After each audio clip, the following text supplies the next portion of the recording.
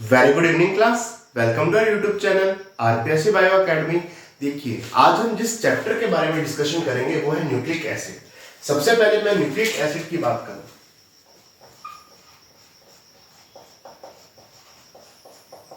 तो nucleic acid की जो डिस्कवरी की थी वो किसने की थी? एफ मिशन ने।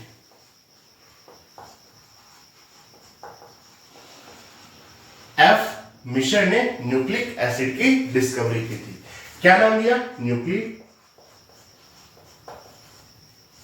न्यूक्लिन नाम दिया था और न्यूक्लिक एसिड नाम अल्टमान ने दिया था।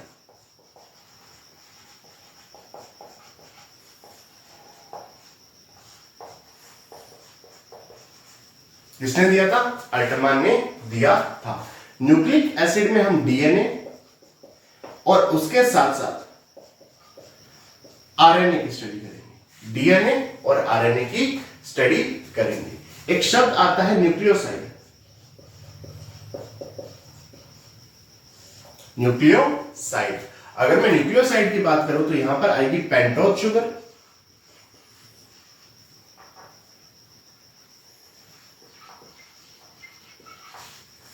Pentose sugar plus nitrogenous base,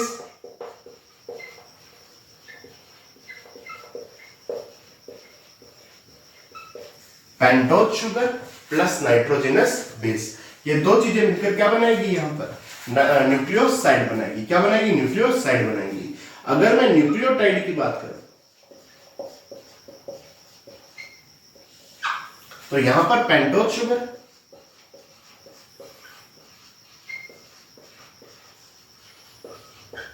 plus nitrogenous base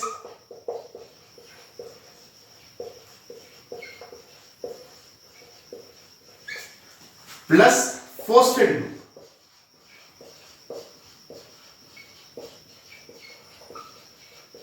ये तीनों चीजें मिलकर न्यूक्लियोटाइड बनाएंगी। न्यूक्लियोसाइड की मैं बात करूं तो pentose sugar plus nitrogenous base से मिलकर बनेगा और nucleotide pentose sugar nitrogenous base plus phosphate group से मिलकर बनेगा। या यूं कहूं तो न्यूक्लियोसाइड में अगर मैं फॉस्फेट ग्रुप जोड़ दूं तो वो न्यूक्लियोटाइड बन जाएगा। ठीक है। अगर मैं आगे बात करूं, देखो फॉस्फेट ग्रुप कहां से मिलेगा? फॉस्फोरिक एसिड से।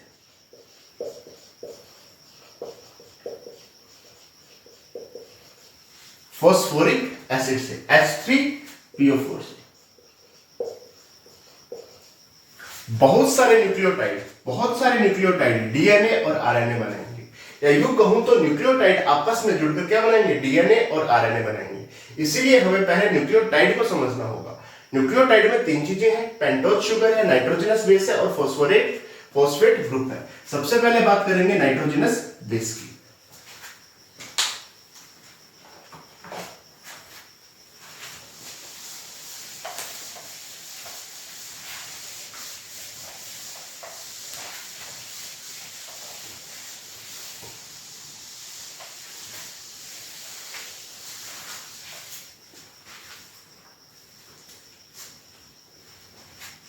देखो, अगर मैं नंबर 1 पर सबसे पहले बात करूं नाइट्रोजनस बेस की,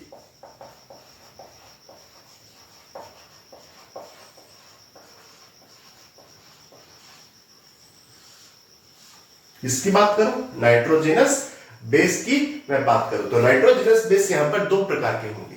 एक प्यूरिन्स होंगे और एक पिरिमिडिन्स पाए जाएंगे। एक पाए जाएंगे प्यूरिन्स और एक पाए जाएंगे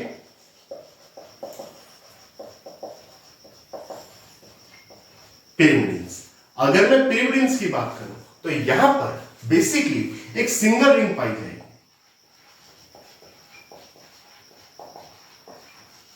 सिंगल रिंग पाई जाएगी, ठीक है, जो कि पिरिमिडिन रिंग होगी।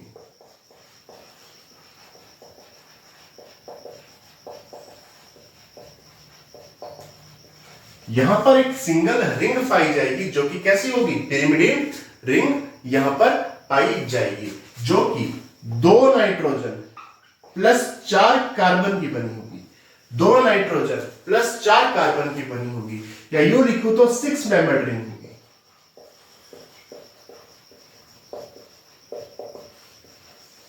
6 मेंबर्ड रिंग यहां पर पाई जाएगी। पिरिमिडिन में क्या क्या चीजें होंगी? एक तो पोबीज साइटोसिन, यूरेसिल और थाइमिन। साइटोसिन, यूरेसिल और थाइमिन। अगर मैं साइटोसिन की बात करूं,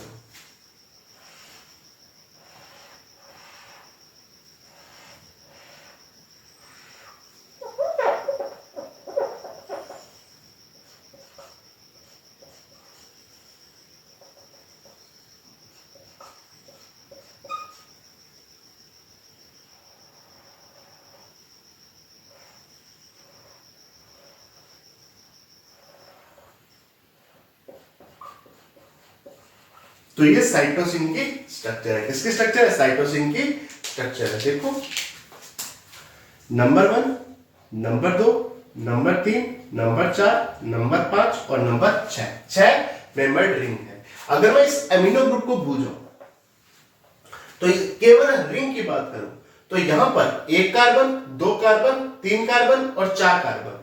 कितने कार्बन पाए जा रहे हैं? 4, और 2 नाइट्रोजन इस रिंग में आपको देखने को मिलेंगे। और यहां पर जो 4 नंबर का कार्बन है उसके साथ अमीनो ग्रुप जुड़ा हुआ है। कौन सा ग्रुप जुड़ा हुआ है? अमीनो ग्रुप जुड़ा हुआ है। किसके स्ट्रक्चर है? साइटोसिन की। यूरेसिल की अगर मैं बात करूं,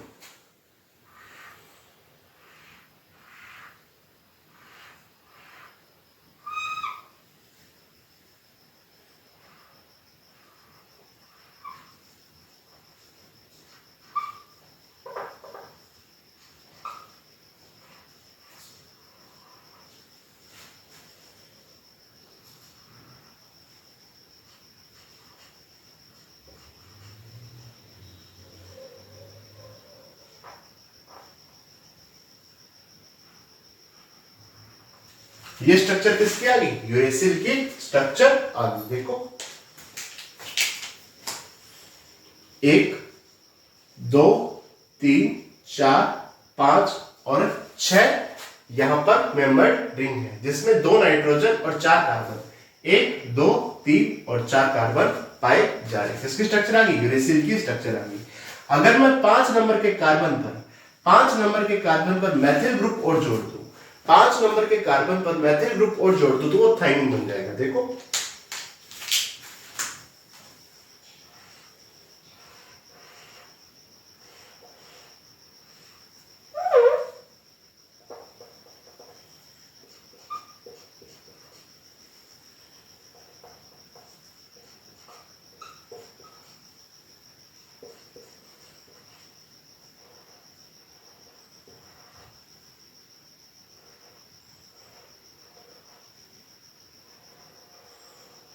ये ठीक है। तो ये क्या हो गया? थाइमिन हो गया। 5 नंबर के कार्बन पर मैथिल समूह और यहां पर आ गया। तो देखो, 1, 2, 3, 4, 5, 6 मेंबर यहां पर रिंग है। ठीक है। अगर मैं आगे प्यूरिन्स की बात करूं,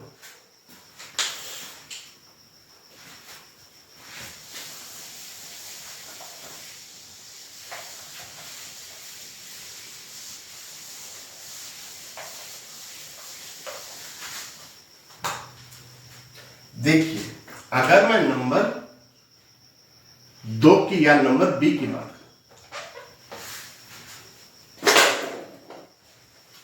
देखिए, अगर मैं नंबर बी की आगे बात करूं तो यह आ गया प्यूरिन्स।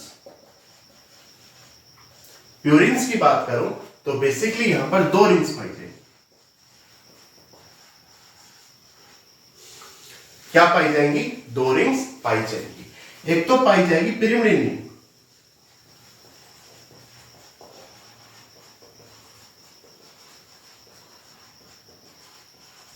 और एक पाई जाएगी यहां पर पिरिमिडिन रिंग के साथ इमिडाज़ोल रिंग।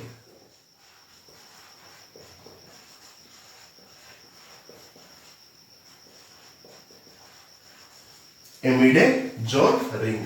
प्यूरिन्स की बात करूं तो यहां पर 2 रिंग्स पाई जाएंगी, एक पिरिमिडिन रिंग, एक इमिडाज़ोल रिंग। अगर मैं दोनों रिंग की बात करूं तो दोनों रिंग आपस में फ्यूज होकर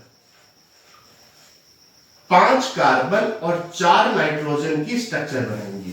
5 कार्बन और 4 नाइट्रोजन की स्ट्रक्चर बनाएंगी। 9 मेंबर्ड रिंग या 9 मेंबर्ड स्ट्रक्चर बनाएंगी। 9 मेंबर्ड स्ट्रक्चर बोल दो या 9 मेंबर्ड दो रिंग्स का फॉर्मेशन होगा। प्यूरिन्स की बात करूं तो यहाँ पर 2 रिंग्स पाई जाएंगी, पिरिमिडीन रिंग और इमिडाज़ोल रिंग, जो कि फ्यूज होकर 5 कार्बन और 4 नाइट्रोजन की 9 मेंबर्ड स्ट्रक्चर बनेंगी। इसमें एक आएगा एडेनिन, एक आएगा ग्वानिन।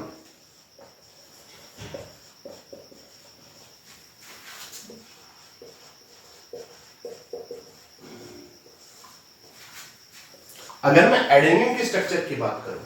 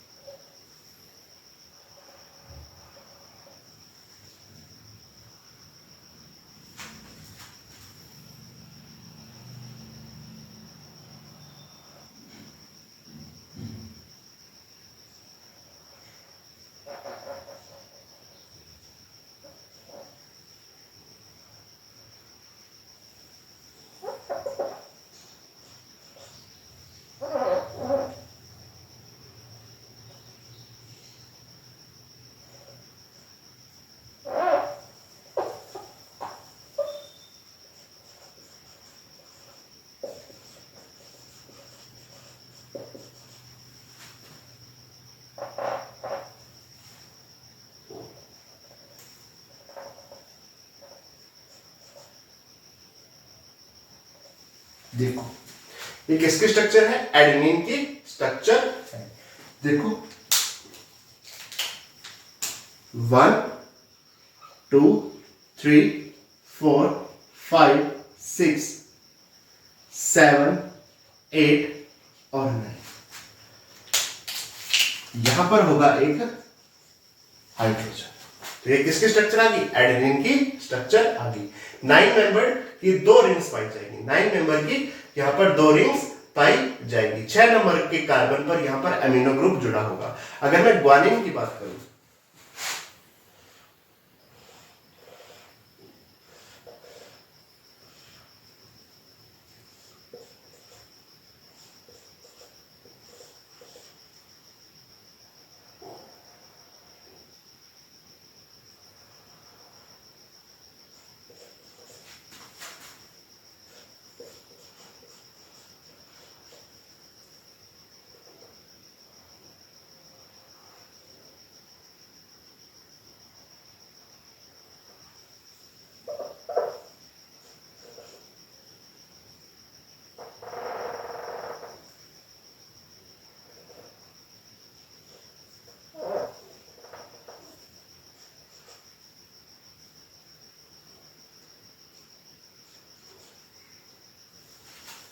ये स्ट्रक्चर आ गई ग्वानिन की। किसकी स्ट्रक्चर आ गई? ग्वानिन की स्ट्रक्चर आ गई।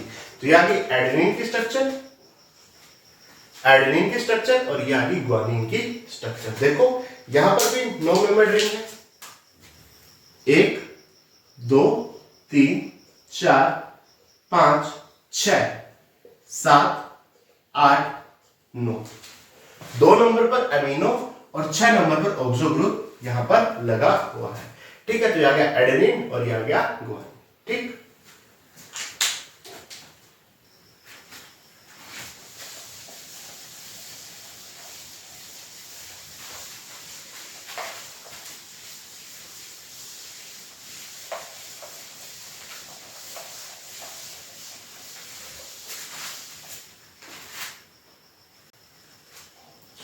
नाइट्रोजिनस बेस के बाद अब हम बात करते हैं पेंटोज शुगर की।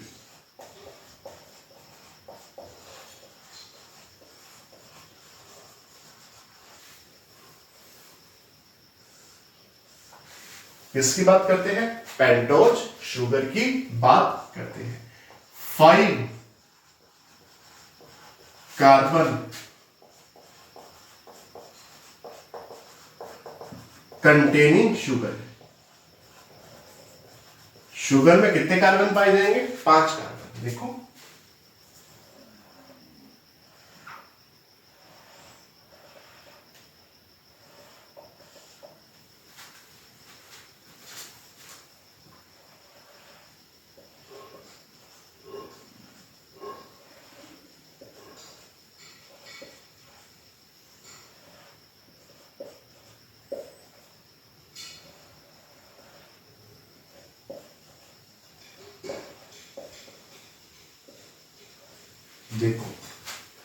ये 1 नंबर का कार्बन, ये 2 नंबर का कार्बन, ये 3 नंबर का कार्बन, ये 4 नंबर का कार्बन और ये 5 नंबर का कार्बन। तो 5 कार्बन की ये बेसिकली शुगर है, 5 कार्बन कंटेनिंग शुगर यहां पर पाई जाएगी, इसे कहेंगे राइबोज शुगर।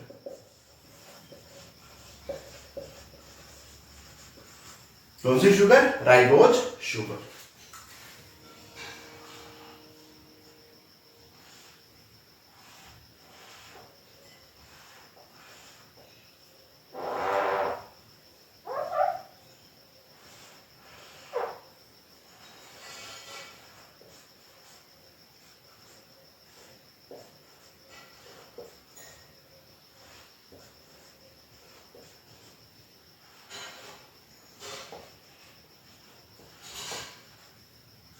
देखो ये भी राइबोज शुगर आ गई, ये भी राइबोज शुगर, ये भी राइबोज शुगर।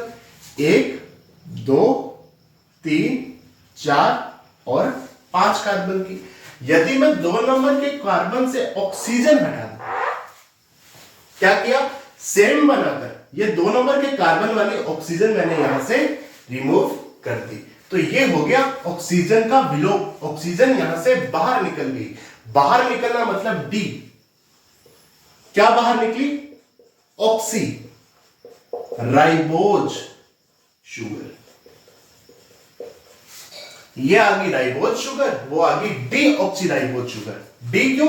निकल गई, को क्या चीज निकली? ऑक्सीजन। तो 2 नंबर कार्बन से ऑक्सीजन यहां से बाहर निकल गई, तो बन गई डी ऑक्सी राइबोज शुगर। तो ये आ गई राइबोज शुगर, ये आ गई D oxy ribose sugar. Ribose sugar RNA में पाई जाएगी, D oxy ribose sugar DNA में पाई जाएगी। नंबर 3 पर फॉस्फेट ग्रुप।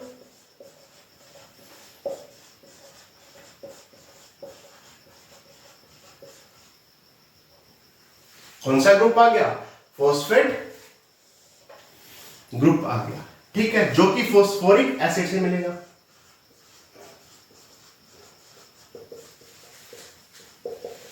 H3PO4 से मिलेगा। देखो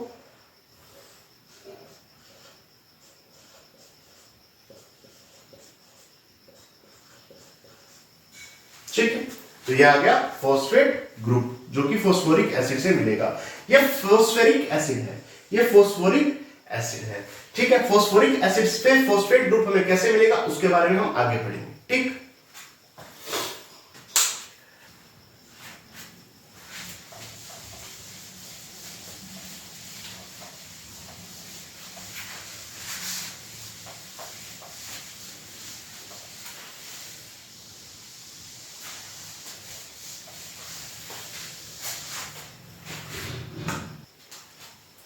देखो अगर मैं आगे बात करूं,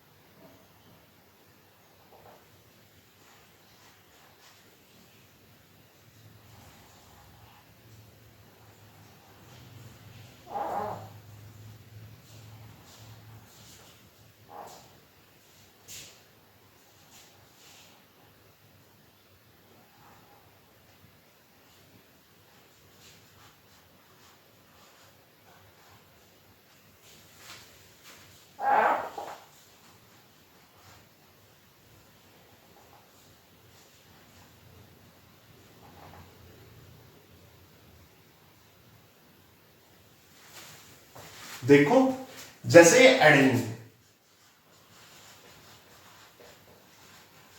क्या है? एडेनिन। नंबर 1 2 3 4 5 6 7 8 और 9 मेंबर, ये 2 रिंग्स यहां पर पाई जा रही, ठीक।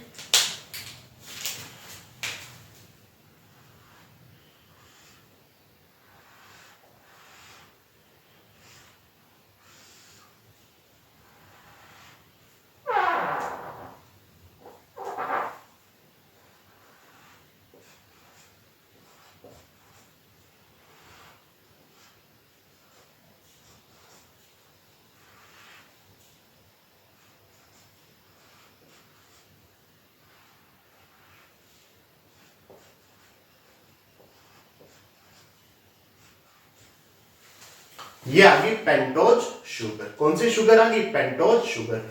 ये आ गई डीऑक्सी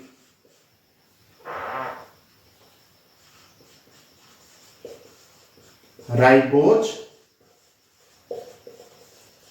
शुगर। ठीक है, यहां पर 1 2 3 4 और 5 कार्बन की ये शुगर है। देखो, इसके पास हाइड्रोजन है, इसके पास OH है, दोनों ने मिलकर यहां से H2O बाहर निकाल दिया और आपस में बॉन्ड बना दिया।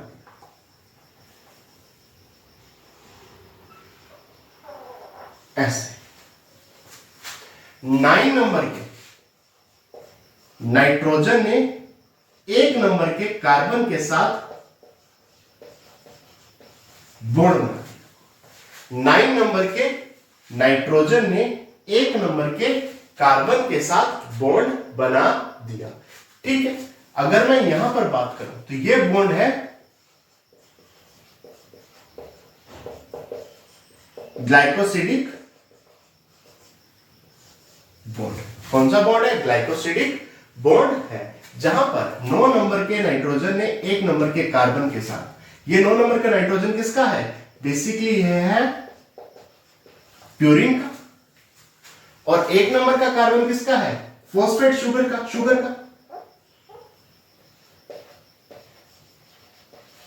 शुगर का 9 नंबर का जो नाइट्रोजन है वो तो है प्यूरिन का, और 1 नंबर का कार्बन किसका है? शुगर का है। तो दोनों ने क्या बना दिया? बॉन्ड बना दिया। इस बॉन्ड को क्या बोला? ग्लाइकोसिडिक बॉन्ड बोला। इधर से फॉस्फेट आ गया,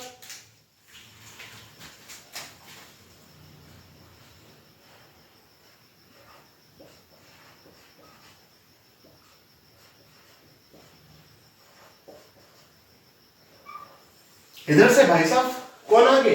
फॉस्फोरिक एसिड आ गया। कौन आ गया? फॉस्फोरिक एसिड आ गया। एसिड H त्यागता है, और यहां पर क्या पड़ा हुआ है? OH पड़ा हुआ है। एसिड क्या त्यागता है? H त्यागता है, और वहां पर क्या पड़ा हुआ है? OH पड़ा हुआ है। तो यहां से भी वाटर रिमूव हो गया।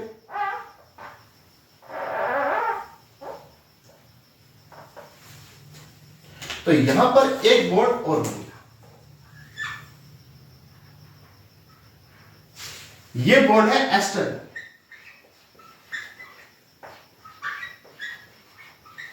कैसा बॉन्ड है? एस्टर बॉन्ड है।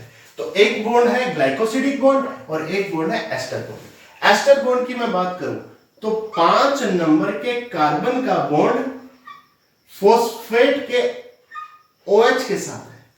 5 नंबर के कार्बन का जो बॉन्ड है वो फॉस्फेट के O के साथ यहां पर बॉन्ड है। देखो, O के साथ यहां पर 5 नंबर का कार्बन यहां पर बॉन्ड बना रहा है, जिसे क्या बोला है? एस्टर बॉन्ड बोला है। इस स्ट्रक्चर की मैं बात करूं, केवल इस स्ट्रक्चर की, तो यहां पर पेंटोज शुगर है और क्या है? यहां पर नाइट्रोजिनस बेस है। इसे क्या बोला था? न्यूक्लियोसाइड। क्या बोला था? न्यूक्लियोसाइड। और यदि मैं तीनों को शामिल कर लूं, ठीक है, तो ये आ गया न्यूक्लियोटाइड। और बहुत सारे न्यूक्लियोटाइड आपस में मिलकर क्या बनाएंगे? DNA और RNA की स्ट्रक्चर आगे बनाएंगे। ठीक है, अगर मैं आगे बात करूं, देखो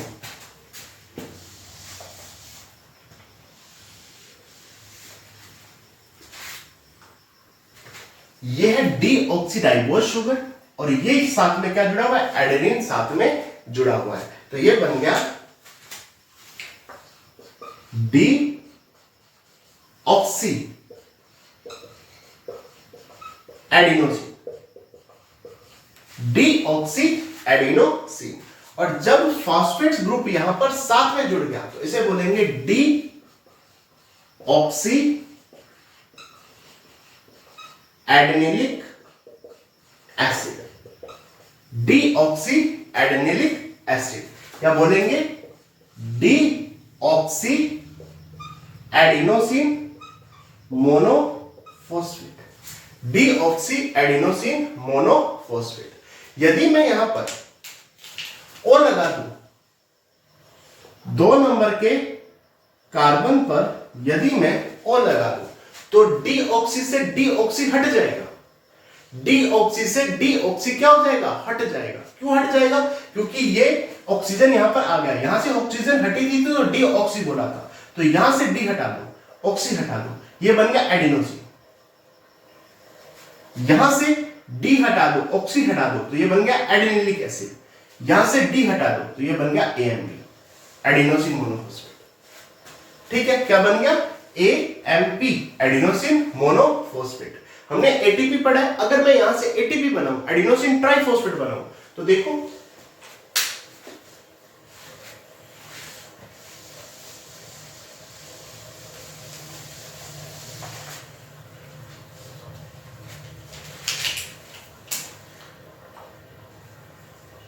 इसको साफ कर देते हैं। यहां पे था ऑक्सीजन, यहां पे था phosphorus, double bond O OH, और यहां पे क्या था?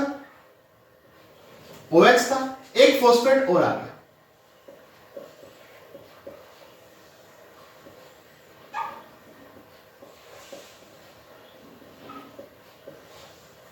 ठीक है, तो इस फॉस्फेट ने यहां से H2O रिमूव कर दिया और इसके साथ बॉन्ड बना लिया।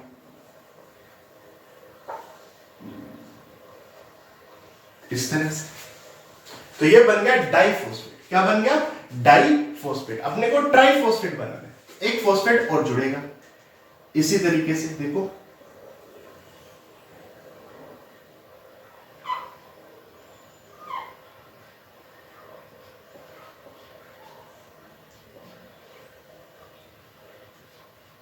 ये लो एडिनोसिन ट्राइफॉस्फेट। अब ये स्ट्रक्चर क्या बनी? ये बनी एटीपी,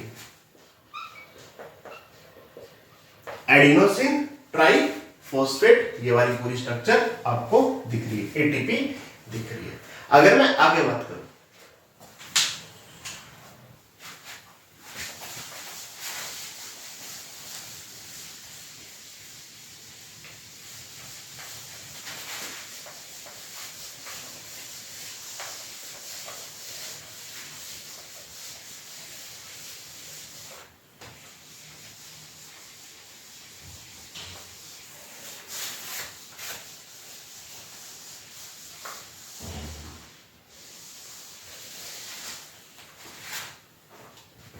देखो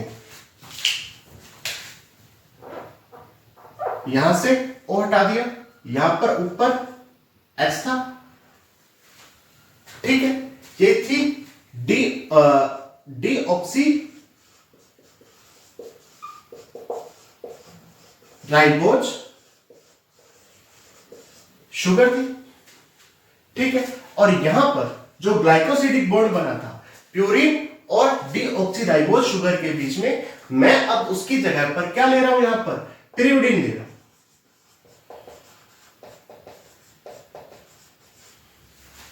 क्या ले रहा हूं? पिरिमिडीन ले रहा हूं। पिरिमिडीन की अगर मैं बात करूं,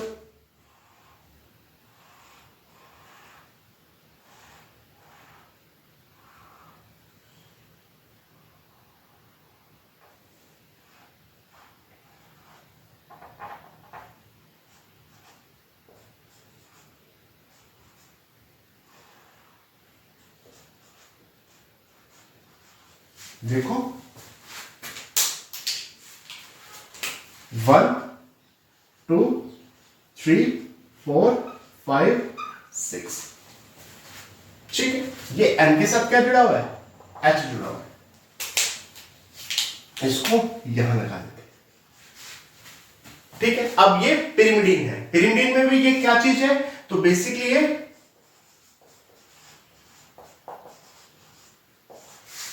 साइटोसिन है। अब यहां से मैं H और OH निकालता हूं,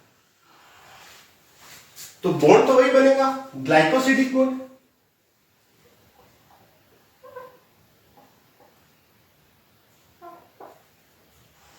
बॉन्ड तो वही बनेगा, ग्लाइकोसिडिक बॉन्ड। लेकिन फर्क क्या आया? यहां पर जो फर्क आया कि जो राइबोज शुगर है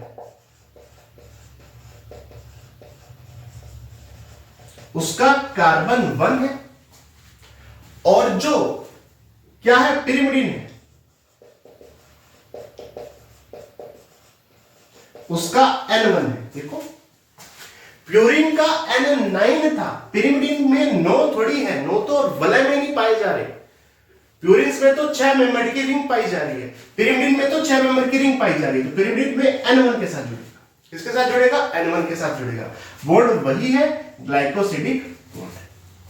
तो यहां पर अगर पिरिमिडिन ले रहे हो तो N1 के साथ जुड़ेगा, प्यूरिन ले रहे हो तो N9 के साथ जुड़ेगा। एक ये चीज थोड़ा सा ध्यान रखनी है। और ग्लाइकोसिडिक बॉन्ड जब भी बने तो बेसिकली कोवलेंट बॉन्ड है।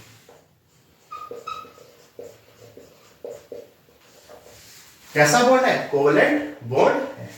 अगर मैं आगे बात करूं,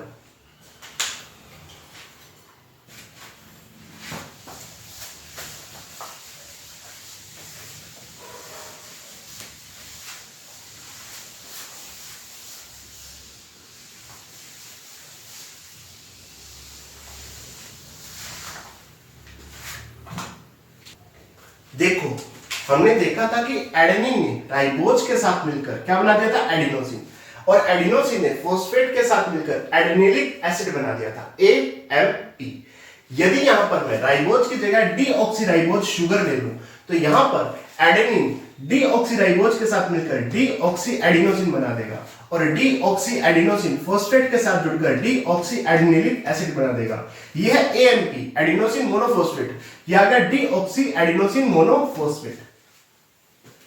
ठीक है, तो यह आ गया AMP, यह आ गया DAMP। ठीक है, देखो यहां पर हमें मोनोफॉस्फेट ही लेना है क्योंकि हमें डीएनए बनाना है। आगे बात करें, ग्वानिन की बात की जाए तो ग्वानिन के साथ राइबोसोम मिला तो ग्वानोसिन बन गया, ग्वानोसिन के साथ फॉस्फेट मिला तो यहां पर बन गया ग्वानिलिक एसिड, GMP। उसी प्रकार यहां पर ग्वानिन किसके साथ मिला? डीऑक्सीराइबोज के साथ मिला तो बन गया डीऑक्सीग्वानोसिन। डीऑक्सीग्वानोसिन फॉस्फेट के साथ मिलकर डीऑक्सीग्वानिलिक एसिड बन गया, DGMP। साइटोसिन राइबोज के साथ मिलकर साइटिडीन बन गया, साइटिडीन फॉस्फेट के साथ मिलकर साइटिडिलिक एसिड में चेंज हो गया, CMP में चेंज हो गया। यहां पर साइटोसिन डीऑक्सीराइबोज के साथ मिलकर डीऑक्सीसाइटिडीन बना दिया, डीऑक्सीसाइटिडीन ने फॉस्फेट के साथ मिलकर डीऑक्सीसाइटिडिलिक एसिड में चेंज हो गया, DCMP। यहां पर यूरेसिल पाया जाता है, यहां पर थाइमिन पाया जाता है। देखो जब हम आरएनए पढ़ेंगे तो आरएनए में मैं बताऊंगा कि यहां पर राइबोज शुगर के साथ यूरेसिल जुड़ता है, जबकि डीएनए में डीऑक्सीराइबोज शुगर पाई जाएगी, उसके साथ कौन जुड़ेगा? थाइमिन जुड़ेगा। तो ध्यान रखना, यहां पर यूरेसिल राइबोज के साथ मिलकर यूरिडीन बना देगा, यूरिडीन फॉस्फेट के साथ मिलकर यूरिडिलिक एसिड UMP बना देगा। यहां पर थाइमिन डीऑक्सीराइबोज के साथ मिलकर डीऑक्सीथाइमिडीन बना देगा, डीऑक्सीथाइमिडीन फॉस्फेट के साथ जुड़कर डीऑक्सीथाइमिडिलिक एसिड बना देगा, DTMP।